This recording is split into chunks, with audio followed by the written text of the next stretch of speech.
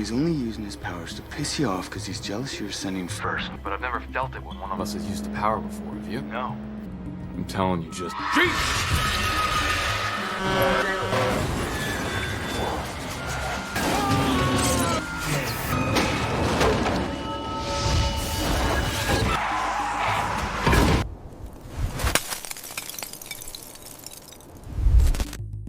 The film begins with a story set 300 years ago in Massachusetts, when people with magical powers began to be persecuted. At that time, 5 Ipswich families took a covenant of silence. 4 of them managed to survive the witch hunts without losing their lineage and remained unnoticed in society. But ordinary people weren't the only danger to the warlocks. The power itself could destroy them.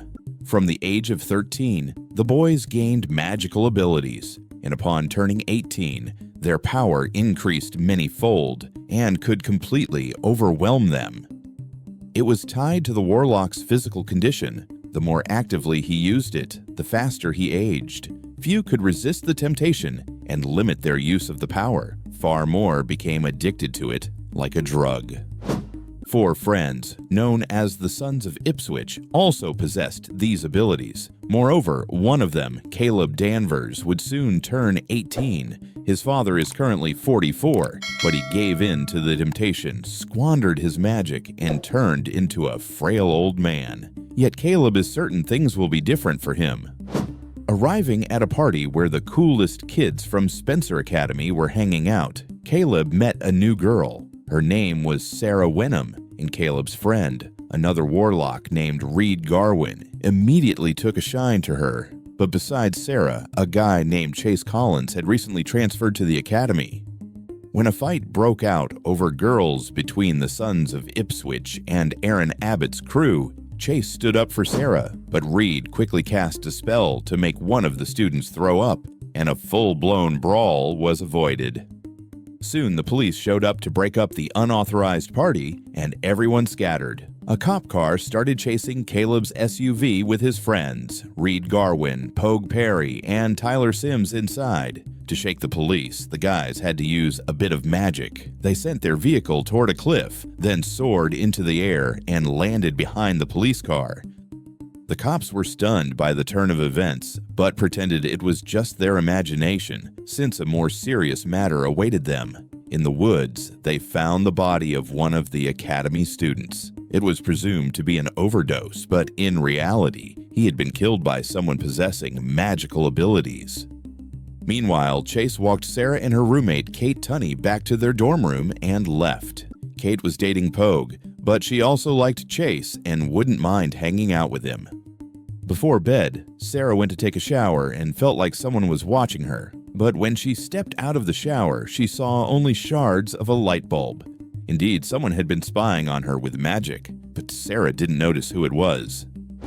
The next day, while driving, Caleb was confronted by a darkling in the form of the dead student. Darklings are shadowy creatures created by magic. In that moment, Caleb nearly crashed, but thanks to his powers, he managed to swerve and fix the situation in a split second.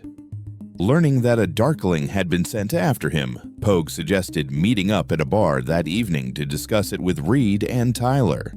When Caleb stopped at a pharmacy to pick up medicine for his father, he ran into Sarah, Kate, and Chase. Sarah wanted to get to know Caleb better, so they drove off together. Approaching the estate where his father lived, whom everyone believed was dead, Caleb showed her a local landmark, an old barn. It once belonged to the 5th family of warlocks, the Putnams. After giving his father the pills, Caleb invited Sarah to the bar. There, they ran into Abbott again with his friends and headed outside to fight, but the bar owner broke it up. Afterward, Caleb and Reed started arguing and even used their powers against each other. Danvers thought Reed had killed the student and sent the Darkling after him, but his friend denied everything. Caleb was stronger because his ascension, the moment a young warlock gains his full power, was coming soon, so he defeated Reed, and Reed stormed off. That same night, Sarah had a nightmare in which hundreds of spiders attacked her and Kate, while Caleb and Pogue woke up sensing that someone had used an enormous amount of power. After classes, Sarah went to the library to learn more about the sons of Ipswich and magic in general. The spiders from her dream bothered her, and she discovered that arachnids are often used in magical rituals. Realizing Chase had joined Danvers' group, Abbott attacked him in the locker room. The sons of Ipswich stepped in to defend the new guy, but it turned out Chase could handle himself. He took down Abbott, earning respect from Caleb and his friends. Because his girlfriend was spending a lot of time with Chase, Pogue started getting jealous, and he and Kate fought. She even seriously considered breaking up with him to date Chase. During swim practice, Pogue outperformed everyone. He was the local champion. Chase was a strong swimmer too, just like Caleb. The two decided to race. They were neck and neck, but at one point Caleb noticed Chase using magic during the swim. Right after, Caleb hit his head on the pool wall and lost consciousness. When he came to, he pretended he hadn't noticed anything. However, he began to grow suspicious of Chase. During one class, Chase was called to the principal's office. It turned out the police had found his documents in the dead student's car. During questioning, he claimed he'd lost his student ID at the party. The principal bought his story and didn't press further. He'd had enough drama with the student's death.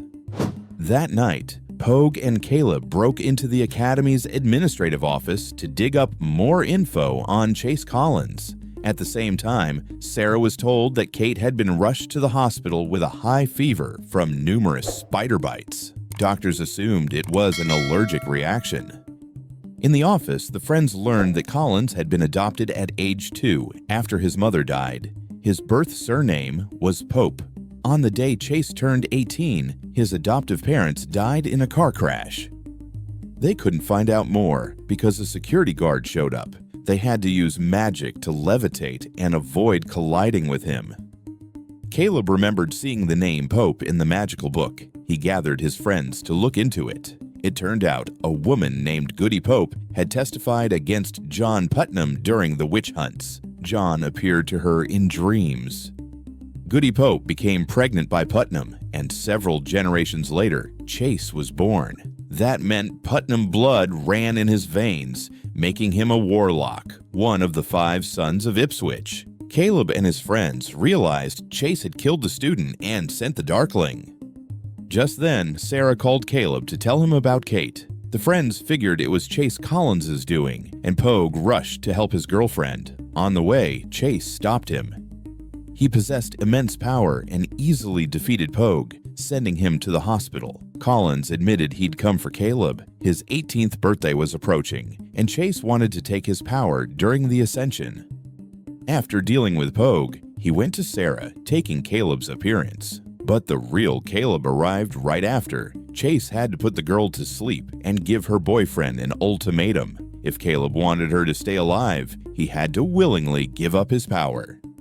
From his story, it became clear that Chase hadn't known who he was until a certain age. So when he first felt the power at 18, it consumed him and became like a drug. Chase tracked down his biological father, who explained his abilities and then willingly willed his remaining magic to his son before dying. Chase vowed revenge on the other 4 Ipswich families who had taken the covenant of silence for what happened to John Putnam.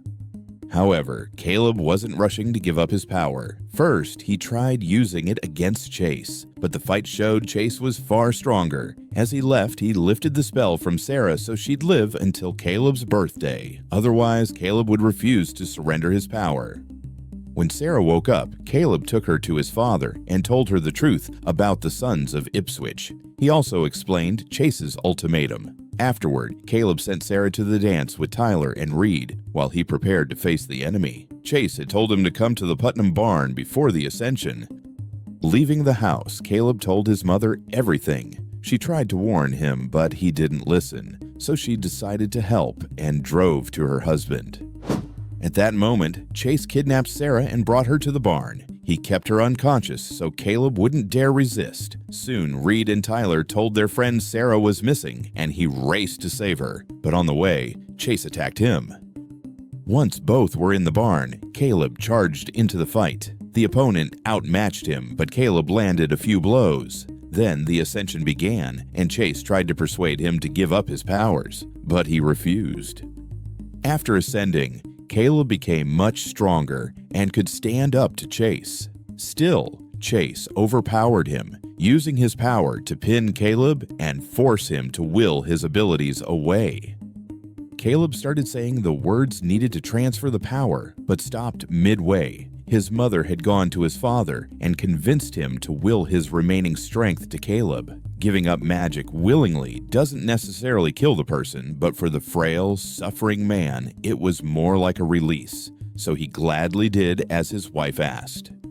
With his father's power, Caleb fought Collins on equal terms. He started beating Chase, even catching his energy blast and sending it back. Finally, Caleb hurled Chase into the flames, where he vanished.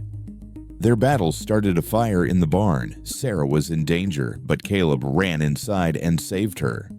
When it was all over, Kate regained consciousness in her hospital bed. The spell Collins had cast was broken, and she felt better.